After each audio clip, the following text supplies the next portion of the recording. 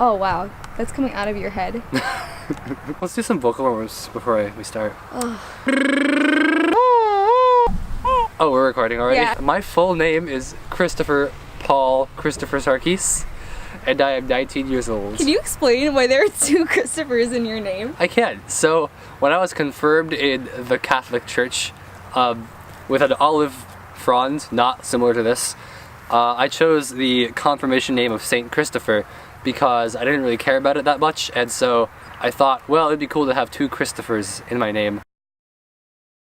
I don't really think I have a singular favorite movie, but I do love Harry Potter and the Philosopher's Stone. It has some sentimental value. Oh, Good Will Hunting is good though. Good Will Hunting is really good. That might be it. I am a student at the Crane School of Music at SUNY Potsdam. I also play the piano with your videographer, Allie Brault, at the Church of Christian Science, and it is a wild time. I am not in a relationship right now. Well, I don't have children, but I could tell you I had children because at camp this summer, I convinced all the campers that I was 37 years old and had just been my third wife had just divorced me, and between my 3 marriages I had had 7 children. So next summer when I come back and I'm 20, their mind's gonna be blown. But no, I don't have any real children. I picked this location because I wanted to film outside. I love being outdoors, and it was a little too windy on the Crane rooftop. And actually, we're at the location of Cassie's harp, which is a little memorial sculpture to someone named Cassie Davino, who was a Crane student, I want to say around 10 years ago, and died in a car crash. And so her parents started a scholarship fund for the Crane School, and they also had this little thing built in her memoriam. And actually, Allie Brault's the videographer, or producer, I guess. I don't know what I am. The producer, and I were recipients of that scholarship together at the end of our freshman year, which is cool. But it's kind of a coincidence that we filmed here, but it is a meaningful place, so. Holy shit. I'm a strong believer that everything happens for a reason, and that sounds cliche, but it's really true. Like, things that are meant to be will be, and things that have been are the way they are because they will influence things in the future that will be. I'm in music school now, right? And I love performing, and I love teaching music. And I don't think I ever would have gotten to this point if I hadn't joined choir. The big thing that got me into choir was my chorus teacher asking me to accompany the choir on the piano. And actually the only reason she knew I played the piano was because in my freshman year of high school, when I tried out for the basketball team, I fell and broke my elbow. It's very sad. There's a screw right there from it. And so when I broke my elbow, I couldn't play my clarinet in band anymore because my arm wouldn't reach the top of the clarinet. And so I played on a electric keyboard set to the clarinet setting, my clarinet parts on the electric keyboard in my freshman year band concert. Then my chorus teacher realized I still could play the piano, and so she asked me to accompany the choir, which was part of what like convinced me to join choir, because she was also my track coach. So, and I think that's what really got me into like playing the piano again, and like choir kind of, it was like the Kickstarter of the way my life has tumbled since then. So I guess that the best thing that's ever happened to me was my freshman year in high school when I broke my elbow. Wow. Yeah. Goodness, you're just drilling right into my soul. No, I'm drilling it right into your elbow, actually.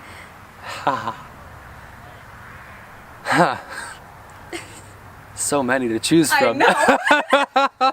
It isn't maybe a singular incident, but I'm thinking of it because of an incident this summer. Trying too hard to be something that I'm not. And this summer, my example of that was trying too hard to be more independent than I need to be, and I moved out of my house, which was a decision that in the moment I needed to make for personal reasons. I think the way I went about it was maybe me trying to be someone who I'm not, and I feel like I often forget who I really want to be. Oh, alright, so here we are. I teach at a school which is entirely outside. The campus is outside, and the schoolrooms are in small cabins or buildings or whatever you name it, but the kids spend a lot of time outside. They get to do projects outside, they get to learn practical skills like knot tying and kayaking, and they get to go like look in the woods for shit, you know, like for berries, and they get to scavenge and eat poisonous mushrooms and then get sick because of it, and then they learn, oh, the mushrooms are poisonous, I shouldn't eat them. You know, they just get to live their lives a little bit. And then I'm not teaching music in a classroom where it's only for music, right? Like it's music is a unifying thing, and teaching it all by himself is it's weird and it feels unnatural, and that's something I've been struggling with lately. Is like, here I am, I'm a music education major, and I like disagree with half the shit I'm learning. I mean, it's just like, it's so standalone and weird. Music has to be kind of just an integral part of life, and that's my ideal teaching situation. Like being able to just make music with kids, and like they would gain autonomy in music and get to go and be lifelong musicians and learners, which is our goal. And like the concepts are still there, but something about the freedom, I guess, and naturality of a not segregated and separated indoor sitting in rows education. Goodness me, I don't know. Hopefully, I'll give you my hopeful where I see myself, which is like with a steady job, maybe either like working in a school, or working with kids somehow or other, or working in music, maybe music theater or opera, I'm not sure, somehow or other. And with a healthy amount of being outside, that's it. Like I want to find a way to conglomerate my love for hiking and adventuring with the rest of my life. That's my hopeful answer. Where do I see myself though? Probably asking myself a lot of the same questions now, I think. Yeah. On the macro level, yes. On the micro level, I'm gonna dip right now, but I feel like I'll be out of it within a couple months, I hope. If we're being optimistic, a couple weeks, when I get to go home for October break. But on the macro level, I mean, I'm not even 20 yet, and I feel like I'm doing pretty well. Yeah. Make sure you're still having fun. You know what? Make sure you're not like working all the time. Take your weekends and go kayaking and swim in the lake and then climb a mountain. Have a day where you have a barbecue with friends and you don't do anything else. Buy nice cheese. Like, don't buy shitty cheese. Buy nice cheese and a nice cheese board, and like cut the cheese and put it on the cheese board, and get like a baguette and put it next to it.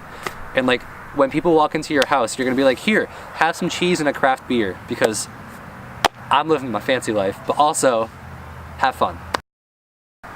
Goodbye, world. Don't judge me.